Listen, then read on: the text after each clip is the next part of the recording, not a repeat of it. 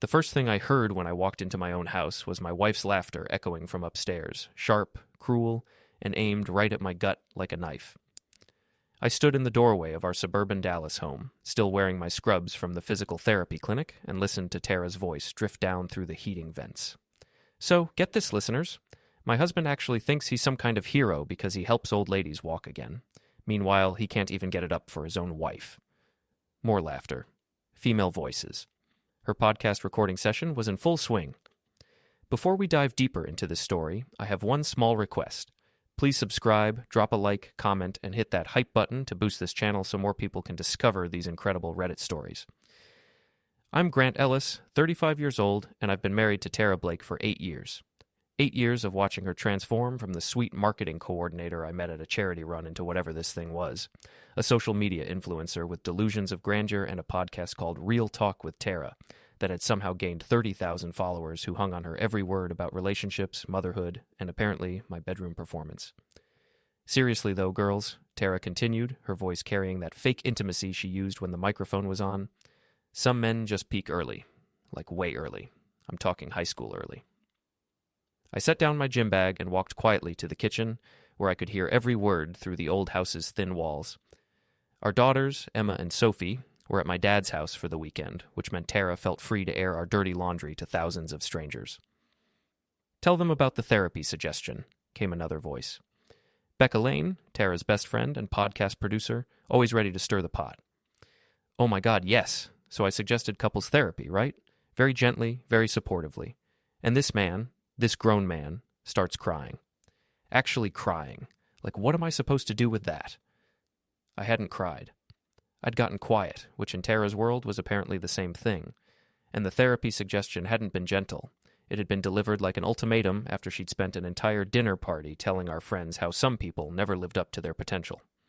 The fragile male ego is just... It's honestly fascinating from a psychological perspective, Tara went on. Like watching a nature documentary about wounded animals. That's when I heard the third voice, deeper, more masculine. Baby, you're being too nice about it. Some guys just can't handle a strong woman.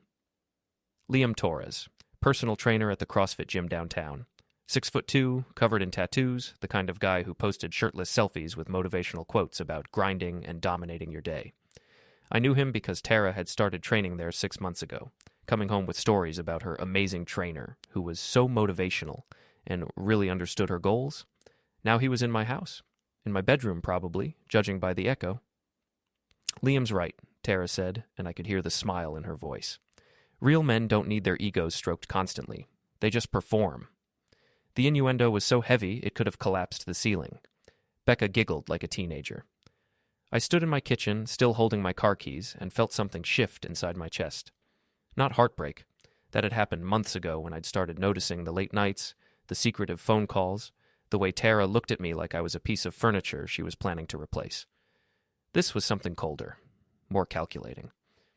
Anyway, Tara continued, we're going to take a quick break, but when we come back, I want to talk about the signs that your relationship has run its course. Sometimes you just have to accept that people grow apart, you know? Especially when one person is evolving and the other is stuck. The recording stopped. I heard movement upstairs, voices getting quieter, more intimate. Then Tara's laugh again, but different this time. Genuine.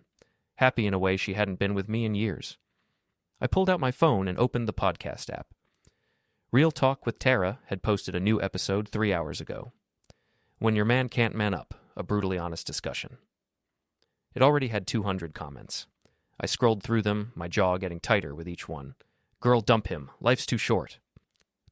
My ex was the same way. Once they stop trying, it's over. Tara, you deserve so much better. You're glowing lately. Is this the physical therapist husband? Yikes. Maybe he should heal himself first, LOL. That last comment had 43 likes. I climbed the stairs quietly, my footsteps muffled by the thick carpet Tara had insisted on when we renovated last year. The bedroom door was closed, but I could hear them talking in low voices, punctuated by the occasional laugh. I pressed my ear to the door. Can't believe you said that on air, Liam was saying. Why not? It's my show. Besides, he never listens anyway. Probably doesn't even know I have a podcast. What if he finds out about us? Grant, please. The man thinks Netflix and chill means watching documentaries about World War II. He's clueless. I backed away from the door and walked to my home office, where I kept my laptop and handled the clinic's billing. My hands were surprisingly steady as I opened a new browser window and logged into our joint bank account, then our credit card statements, then Tara's phone records, which I had access to through our family plan. The evidence was all there, laid out in black and white. Hotel charges on days when Tara claimed to be at podcast conferences. Expensive dinners at restaurants we'd never been to together. Text messages to a number that, when I cross-referenced it with her contacts, belonged to one Liam Torres. The messages were explicit and cruel. Screenshots of our arguments, intimate details about our marriage, jokes about my appearance, my job, my performance issues, months of betrayal, documented in detail. But it was the most recent message thread that made my vision go red. Liam, when are you going to tell him? Tara, soon, after the divorce is final. Why rush? He's paying for everything anyway, lol. Liam, true. Free ride while you figure your shit out. Tara, exactly. Besides, it's kind of fun watching him try so hard to save something that's already gone, like watching a dog chase its tail. Liam, cold. I like it. Tara, you haven't seen Cold yet.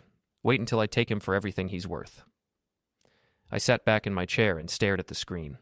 8 years of marriage, 2 beautiful daughters, a house, a business, a life we'd built together, and she was treating it like a game. The voices upstairs had gone quiet. Then I heard the shower start running. Our shower. In our bedroom.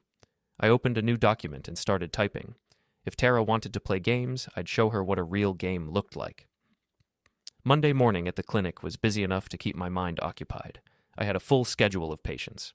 A college football player recovering from ACL surgery, an elderly woman working on balance after a hip replacement, a construction worker with chronic back pain. Real people with real problems that I could actually fix. Unlike my marriage. You seem distracted today, said Mrs. Henderson, the hip replacement patient, as I guided her through her exercises. Everything okay at home? I forced a smile. Just tired. How's the pain level today? Oh, much better. You know, my daughter went through a nasty divorce last year, took everything she had, but she's happier now. Sometimes you have to burn it all down to rebuild something better. The universe had a twisted sense of humor. By lunch, I'd made 3 phone calls. The first was to Tom Richardson, the best divorce attorney in Dallas and a former patient whose rotator cuff I'd helped repair. The second was to my accountant. The third was to a private investigator who specialized in marital cases. Grant Ellis, Tom said when I walked into his downtown office that afternoon. Good to see you, though I'm guessing this isn't a social call. Afraid not. I handed him a folder containing printouts of everything I'd found. Bank statements, text messages, hotel receipts, even screenshots of the podcast comments. My wife's having an affair and planning to divorce me. She thinks I'm clueless. Tom flipped through the documents, his expression getting more serious with each page. This is thorough. How long have you been collecting this? Since Saturday night. She's been documenting everything on her podcast, apparently. 30,000 people know more about my marriage than I do. The podcast could be a problem. Public humiliation, defamation of character, but it could also be an asset if we play it right. He looked up at me. What do you want here, Grant? Quick and clean, or do you want to fight? I thought about Tara's laugh, about Liam in my shower, about the years of small cruelties and casual dismissals that had led to this moment. I want her to understand what she's throwing away, and I want her to know that I'm not the pushover she thinks I am. Tom smiled. It wasn't a nice smile. Then let's get to work. That evening, I came home to find Tara in the kitchen, making dinner and humming to herself. She was wearing a new dress I didn't recognize, and her hair was styled differently. She looked happy, radiant even. Hey, honey, she said without looking up from the stove. How was your day? Fine, busy. I sat down at the kitchen island and watched her move around the kitchen. What's the occasion? Occasion? The dress, the hair. You look nice. She finally turned to look at me, and for a second I saw something flicker across her face. Guilt, maybe, or annoyance at being noticed. Can't a woman look nice for her husband? Of course. It's just been a while. The comment hung in the air between us. Tara turned back to the stove, her movements a little more aggressive than before. The girls are at your dad's until Sunday, right? I asked. Yes. I thought we could use some alone time. To talk? She tensed. If you want. Actually, I was thinking we could listen to your podcast together. I've never heard a full episode. The wooden spoon in her hand went still. You? What? Your podcast. Real Talk with Tara. I downloaded a few episodes today. Thought it might be nice to hear what you've been working on. She turned around slowly, and I could see the panic in her eyes. Grant, you don't understand. It's entertainment. It's not meant to be taken literally. Oh, I know. I especially liked the one from Saturday. When your man can't man up. Very entertaining. The color drained from her face. You listened to that? I listened to all of them, going back 6 months. Very illuminating. She set down the spoon and crossed her arms. Look, I can explain. No need. I understand completely. You've been sharing our private life with strangers for months, making jokes about our marriage, our private life, my supposed shortcomings, all for content. It's not like that. It's exactly like that. I stood up and walked to the counter where she'd left her phone. Nice text thread with Liam, by the way. Very romantic. Her face went white, then red. You went through my phone? I went through our phone records. Joint account, remember? Amazing what you can find when you actually look. For a moment, we just stared at each other. 8 years of marriage, and I'd never seen her look at me like this, like I was a threat instead of an annoyance. Grant, listen. No, you listen. I know about the affair. I know about your plans to divorce me and to take me for everything I'm worth. I know about the hotel rooms and the dinners and the lies. All of it. She straightened up, and I saw the moment she decided to go on the attack instead of apologizing. It was like watching her put on armor. Fine. Yes, I'm seeing someone. Yes, I want a divorce. Our marriage has been over for years, Grant. We both know it. Maybe, but broadcasting it to the internet while planning to rob me blind? That's a new low, even for you. Rob you? This is my house, too. My life, too. I've sacrificed. You've sacrificed. I built a business while you played around with hobbies. I paid for this house, this lifestyle, your little podcast setup. What exactly have you sacrificed? My happiness. The words came out like a scream. My happiness. My dreams. My chance at a real relationship with someone who actually wants me. You mean someone who tells you what you want to hear while you're still married to someone else? She laughed, but it wasn't the cruel laugh from the podcast. This one was bitter. At least he makes me feel alive. When's the last time you looked at me like you wanted me? When's the last time you made me feel beautiful? The question hit harder than I'd expected, because she was right, in a way. We'd both stopped trying years ago, but I hadn't been the one who decided to blow up our family for sport. When's the last time you gave me a reason to? I asked quietly. Something flickered in her eyes. For just a moment, I saw the woman I'd married, the one who used to laugh at my jokes and steal my hoodies and make me feel like the luckiest man alive. Then it was gone. I want you out of the house, she said. Tonight. No. Excuse me? This is my house, too. My name's on the deed. You want me gone, you'll have to make it legal. She pulled out her phone. Maybe I'll call Liam. See if he wants to come over. Go ahead. I'd love to meet him officially. Maybe we can all listen to your podcast together. Her finger hovered over the screen. We both knew she was bluffing. This isn't over, she said finally. No, I agreed. It's not. The next morning, I woke up to 17 missed calls and 43 text messages. Tara's latest podcast episode had gone live at midnight. When Your Husband Becomes a Stalker, My Personal Hell. I listened to it over coffee while Tara stayed locked in the bedroom. She'd outdone herself this time, painting me as a controlling, paranoid husband who'd violated her privacy and threatened her boyfriend. She'd even managed to work in some tears, talking about how scared she was and how trapped she felt. The comments section was brutal. Call the police, girl. This is abuse. Document everything. You'll need it for the restraining order. My ex did the same thing. They always get dangerous when you try to leave. Tara, please be safe. We're all worried about you. I was reading the comments when my phone rang. Tom Richardson. Have you heard the latest episode?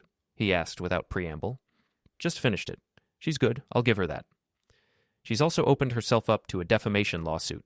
Everything she said about you threatening her, going through her personal property, stalking her. We can prove it's false. What's the play? 2 options. We can go nuclear, file for divorce, sue for defamation, release all the evidence of her affair, destroy her credibility and her podcast in one move. Or we let her dig her own grave a little deeper first. The more she lies publicly, the worse it looks when the truth comes out. I thought about it while I got ready for work. Tara was still hiding in the bedroom, probably fielding calls from Becca and her other enablers, spinning the story to make herself look like the victim. Let's wait, I decided. But I want to start documenting everything. If she wants to play the victim, she needs to actually be one. That afternoon, I came home to find the locks changed. My key didn't work, and my clothes were in garbage bags on the front porch. A note was taped to the door. Grant, I've filed for a restraining order. Any contact will be reported to police. T. I called Tom from my car. She can't do that, he said after I explained the situation. Her name might be on the deed, but so is yours. She can't legally exclude you from the property. So what do? Call the police. Have them escort you back into your own house. And Grant, make sure you record everything. The cops were surprisingly sympathetic. Officer Martinez, a middle-aged Hispanic woman with tired eyes, listened to my story and shook her head. We see this a lot, she said. Spouse gets caught cheating, tries to flip the script. You have proof you live here? I showed her my driver's license, utility bills, mortgage documents. She nodded and knocked on the door. Tara answered wearing full makeup and a carefully chosen outfit. Vulnerable, but put together. She had her phone out, probably recording. Officers, thank God you're here. I filed a restraining order against my husband this morning. He's been threatening me. Ma'am, we need to see that restraining order. Officer Martinez interrupted. Tara's confidence faltered. Well, I filed for one. It should be processed soon. So you don't have one? Not yet, but then your husband has every right to enter his own home. You can't change the locks on a property he co-owns. I watched Tara's face cycle through emotions, anger, frustration, calculation. Finally, she stepped aside with a martyred sigh. Fine, but I want it on record that I don't feel safe. Noted, Officer Martinez said dryly. Sir, I'd recommend staying somewhere else tonight if possible. Let things cool down. I thanked her and walked into my house. Tara followed me upstairs, her phone still recording. You're really going to do this? Force your way back into a home where you're not wanted? I started packing a bag. I'm collecting my things from my house. There's a difference. The girls are going to hear about this, you know. They're going to know what kind of man their father really is. That stopped me cold. What kind of man is that, Tara? The kind who can't let go. The kind who makes everything about control and ego instead of just accepting that it's over. I turned to face her. You mean the kind who doesn't just roll over and let his wife steal his children and his money while she broadcasts his humiliation to the internet? I never said anything about taking the girls. You didn't have to. It's all part of the plan, right? Paint me as the unstable ex-husband, get primary custody, maximize the child support. I've read the playbook. She lowered her phone. Grant, it doesn't have to be like this. We can be adults about it. Adults? You've been sleeping with another man in our bed and telling strangers I'm impotent. That ship has sailed. The word hit her like a slap. She'd spent months dancing around it, calling it seeing someone or exploring her options. But that's what it was. Adultery, betrayal, a fundamental violation of everything we'd promised each other.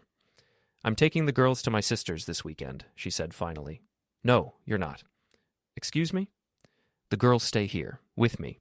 You want to run off with your boyfriend? Go ahead. But Emma and Sophie don't get dragged into this. They're my daughters, too. Then act like their mother instead of a teenager having a midlife crisis. She started to respond, then stopped. Something in my tone must have warned her she was pushing too hard. Fine, this weekend, but we need to figure out a permanent arrangement. We will, through lawyers. I finished packing and headed for the door. In the hallway, I paused and looked back at her. By the way, your podcast numbers are down 30% since yesterday. Turns out people don't like being lied to. It wasn't true, but the look on her face was worth it. Friday afternoon, I was at my dad's house helping him fix his back deck when Emma and Sophie arrived. Frank Ellis was 72 years old, built like a fire hydrant, and had been teaching boxing at the local community center since he retired from construction work. He took one look at his granddaughters' faces and knew something was wrong. Daddy, why is Mommy crying all the time? Sophie, my 8-year-old, climbed into my lap while I held a board steady for Frank's saw. Sometimes grown-ups get sad, sweetheart. It's not your fault. Is it because of the mean things people are saying on her computer? What mean things?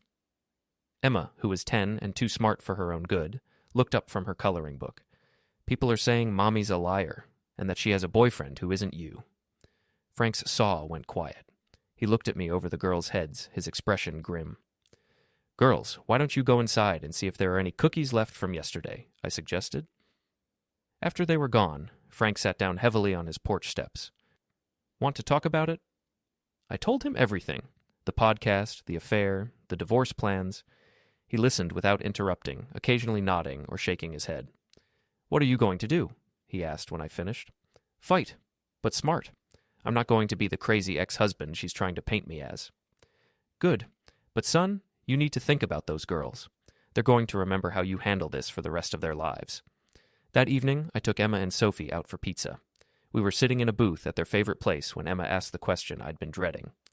Daddy, are you and Mommy getting divorced? I looked at my daughters, Emma with her serious dark eyes and Sophie with her gap-toothed smile, and felt my heart break a little more. We're having some problems, baby. But no matter what happens between Mommy and me, we both love you and Sophie very much. That will never change. Will we still live in our house? I don't know yet, but wherever you live, you'll be safe and loved, I promise. Sophie reached across the table and patted my hand. It's okay, Daddy. You can live with Grandpa Frank. He has bunk beds. Despite everything, I laughed. Thanks, sweetheart. I'll keep that in mind. When I dropped them off at the house Sunday evening, Tara was waiting in the driveway with Becca. Both women looked like they'd been crying, but Tara's eyes were hard when she looked at me. We need to talk, she said. In front of the girls? Becca can take them inside. I watched my daughters disappear into the house, then turned back to Tara. What's so urgent it couldn't wait until tomorrow? My lawyer says you've been spreading lies about me, trying to damage my reputation. Your lawyer's wrong. I haven't said a word to anyone except my own attorney. Then explain why 3 of my sponsors pulled out this week, why I'm getting hate mail, why someone posted our address on a revenge forum. I felt a chill. Someone did what? Posted our address, my real name, photos of the house. Called me a cheating whore who destroys families for content. Tara, I swear to you, I had nothing to do with that. For the first time in weeks, she looked genuinely scared instead of angry. Then who? I don't know, but we need to call the police. If someone's posting our address online. I already did. They said unless someone makes an actual threat, there's nothing they can do. We stood there in the driveway, and for a moment, we weren't enemies. We were just 2 scared parents trying to protect their children. Look, I said, whatever's happening between us, the girl's safety comes first. Maybe you should stay somewhere else for a few days. Until this dies down, she nodded. Liam said I could stay at his place. The moment of unity shattered. Jesus, Tara, do you hear yourself? Our daughters are potentially in danger, and you're thinking about your boyfriend. He's not just... She stopped herself. It's not like that. It's exactly like that. You're so caught up in this fantasy that you've forgotten what's real. What's real is that our marriage is over. What's real is that I'm happier with him than I've been with you in years. Then go be happy, but leave the girls out of it. I was walking back to my car when I heard footsteps behind me. I turned to see Jake Morrison and Dave Chen. 2 guys I'd considered friends for the past 5 years. We'd coached Little League together, had barbecues, shared beers after work. Grant, Jake said, his voice cold. We need to talk. About what? Dave stepped closer, and I could smell alcohol on his breath.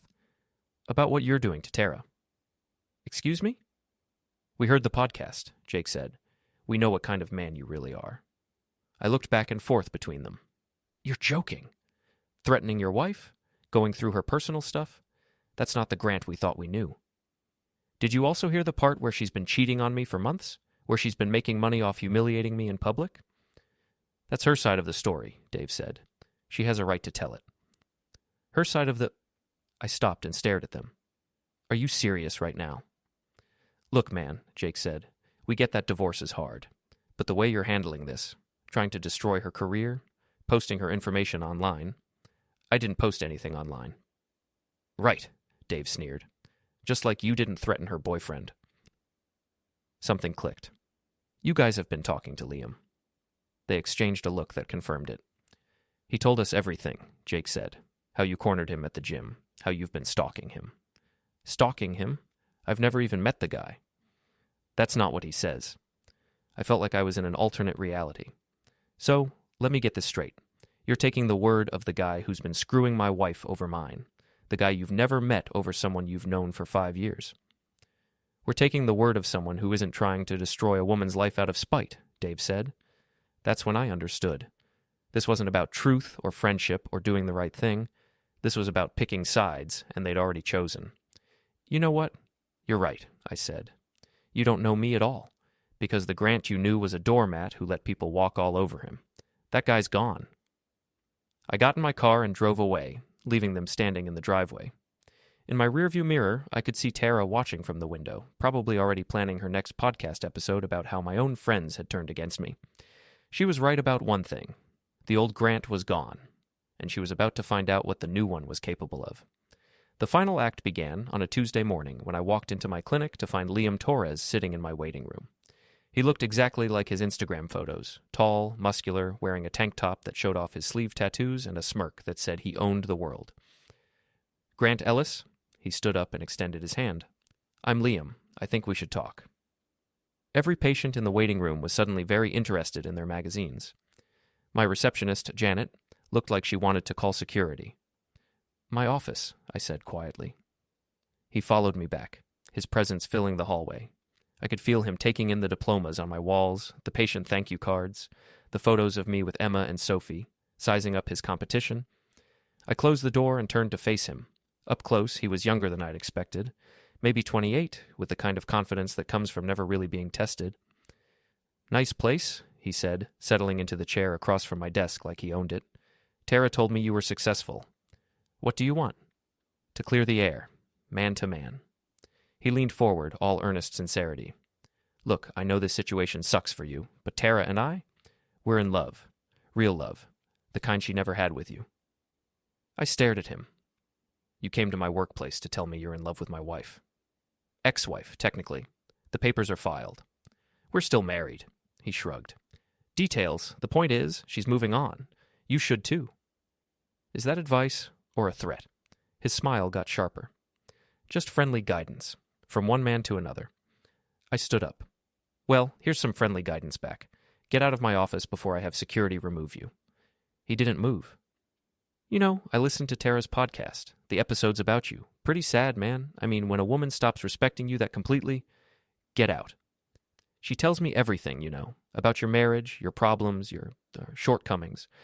I've been helping her work through the trauma of being with someone, so I was around the desk before I'd made a conscious decision to move. Liam jumped up, but I was already in his space, close enough to see the flecks of gold in his brown eyes. You want to know about trauma? I said quietly. Keep talking. For the first time, his confidence cracked. He was bigger than me, probably stronger, but he wasn't used to being challenged. Guys like Liam were used to other men backing down, intimidated by the muscles and the attitude. Hey, calm down. You came here to what? Mark your territory? Show me who's boss? Congratulations. You're sleeping with my wife. You win. Now get out before I do something we'll both regret. He backed toward the door, but couldn't resist one last shot. She's happier with me than she ever was with you. Maybe, but she was happy with me once. When she gets bored with you, and she will, what's your plan? Because this is who she is, Liam. This is what she does. Something flickered in his eyes. Doubt, maybe, or just the first tiny crack in his certainty.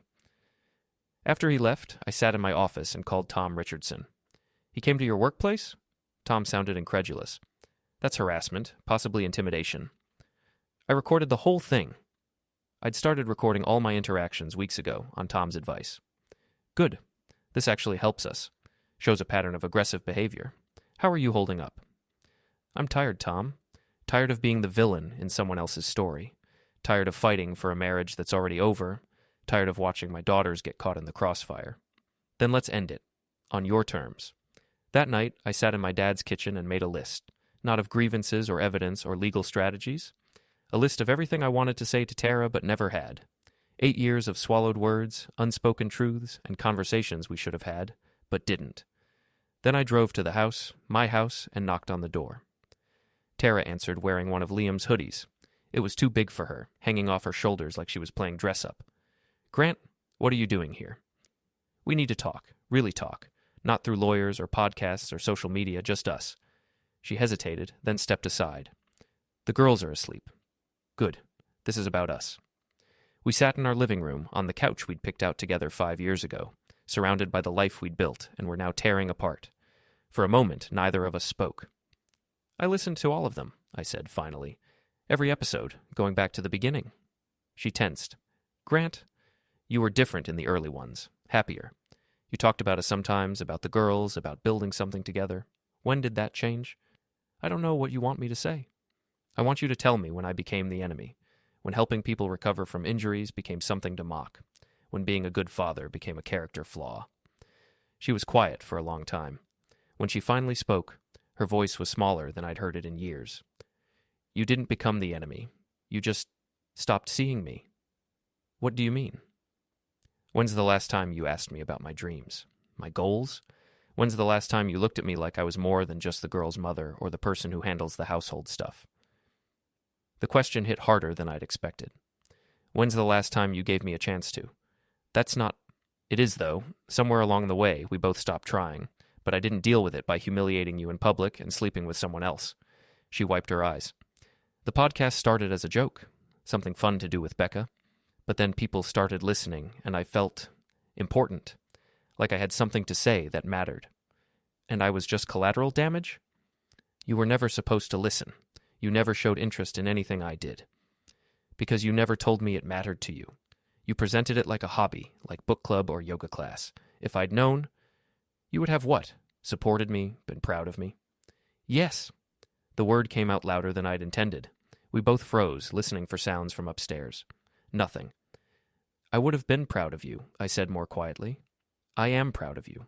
30,000 followers, sponsorship deals, people who look forward to hearing what you have to say. That's incredible, Tara. But not like this.